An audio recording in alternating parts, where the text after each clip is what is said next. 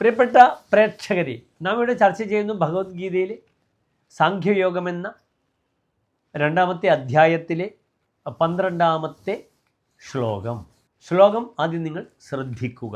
നത്വേവാഹം ജാതുനാസം നത്വം നേമേ ജനാധിപാഹ നചൈവ ന ഭവിഷ്യാമഹ സർവേ വയമതഃ പരം. ഇനി അടുത്തതായി ഈ ശ്ലോകത്തിൻ്റെ പദച്ഛേദം ശ്രദ്ധിക്കുക. ന തു ഏവ അഹം ജാതു ന ആസം ന ത്വം ന ഇമേ ജനാധിപാഹ ന ച ഏവ ന ഭവിഷ്യാമഹ സർവേ വയം അധഃ പരം. അടുത്തതായി നാം ചർച്ച ചെയ്യുന്നത് ശ്ലോകത്തിൻ്റെ അന്വയമാകുന്നു. നിങ്ങൾ ശ്രദ്ധിക്കുക.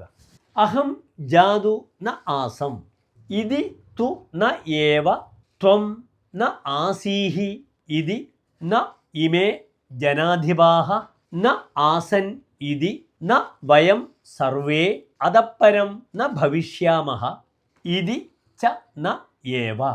അടുത്തതായി ഈ ശ്ലോകത്തിൻ്റെ സാരാംശം ശ്രദ്ധിക്കുക. ഇവിടെ ഭഗവാൻ കൃഷ്ണൻ അർജുനനോട് ഈ ശ്ലോകത്തിലൂടെ ഉപദേശിക്കുകയാണ്. ഇവിടെ യുദ്ധത്തിൽ സന്നിഹിതനായിട്ടുള്ള ഞാനും നീയും ഈ യുദ്ധഭൂമിയിലുള്ള രാജാക്കന്മാരും എല്ലാം തന്നെ ഒരിക്കലും ഇല്ലാതിരുന്നിട്ടില്ല. മേലിലും നാം ആരും ഇല്ലാതാകുകയും ഇല്ല.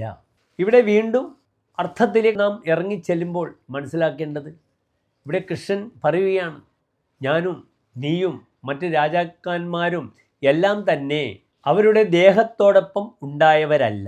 ദേഹം നശിക്കുമ്പോഴും ആരും നശിക്കുന്നില്ല. ശരീരം മാത്രമേ നശിക്കുന്നുള്ളൂ.